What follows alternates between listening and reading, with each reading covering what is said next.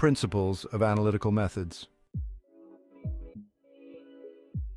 Titrimetry. The principle involves the measurement of the volume of a standard solution known as the titrant, required to react completely with the analyte. There are various types, including acid-base titrimetry, redox titrimetry, complexometric titrimetry, and precipitation titrimetry. This method is commonly applied to determine the concentration of an unknown solution. Gravimetry. The principle here is based on the measurement of the mass of a substance. The analyte is converted into an insoluble precipitate, which is then filtered, dried, and weighed. This technique is used to determine the amount of a substance by measuring its mass. Bomb calorimetry.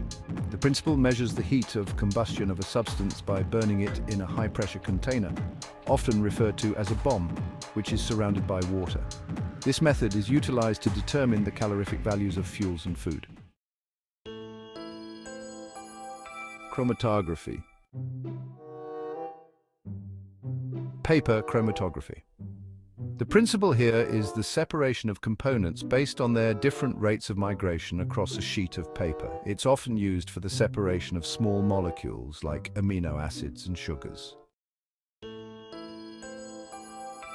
Thin layer chromatography, or TLC.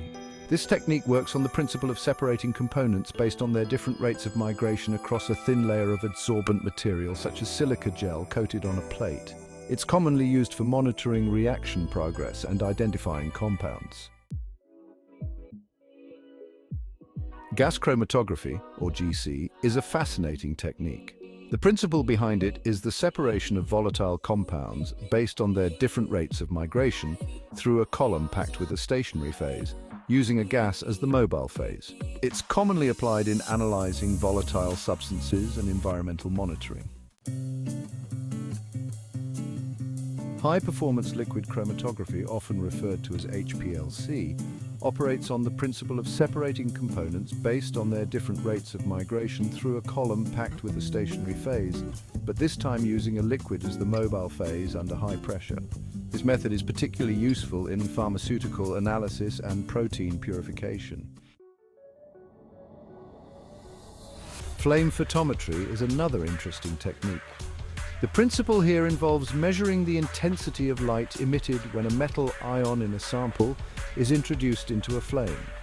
This method is widely used for determining concentrations of metal ions like sodium, potassium, and calcium.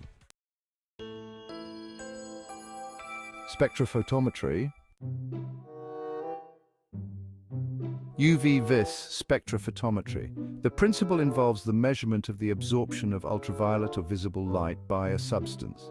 Its application is quite broad, including the quantitative analysis of DNA, RNA, and proteins. Atomic absorption spectrophotometry, or AAS.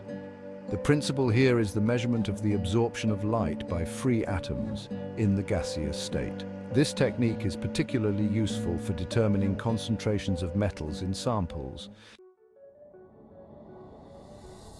Inductively coupled plasma atomic emission spectroscopy, or ICP-AES. The principle behind ICP-AES is the measurement of the light emitted by atoms and ions that are excited in a plasma.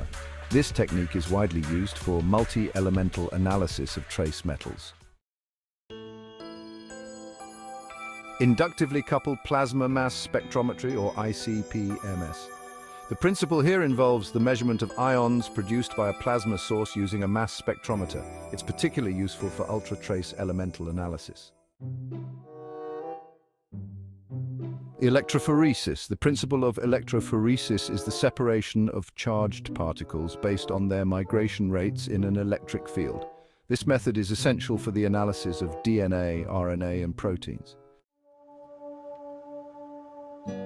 X-ray fluorescence, or XRF.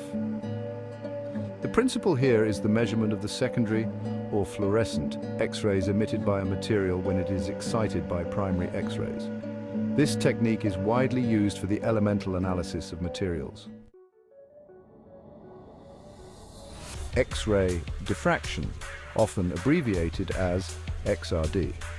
The principle involves the measurement of the diffraction patterns of X-rays scattered by a crystalline material. This method is crucial for identifying crystal structures and phases of materials. Nuclear magnetic resonance, or NMR spectroscopy. The principle is based on the measurement of the absorption of radiofrequency radiation by nuclei in a magnetic field.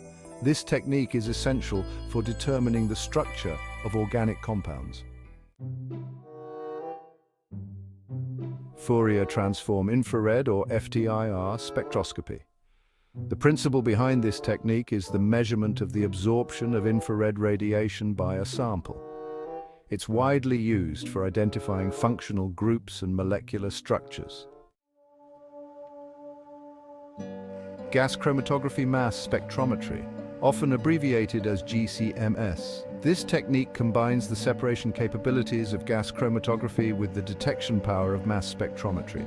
It's particularly useful for identifying and quantifying volatile organic compounds.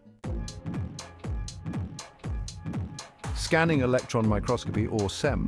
The principle here involves using a focused beam of electrons to create an image of the sample's surface.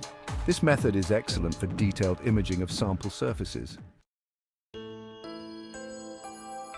Transmission electron microscopy, commonly known as TM. This technique uses transmitted electrons to create high-resolution images of the sample. It's ideal for detailed internal structure imaging of thin specimens.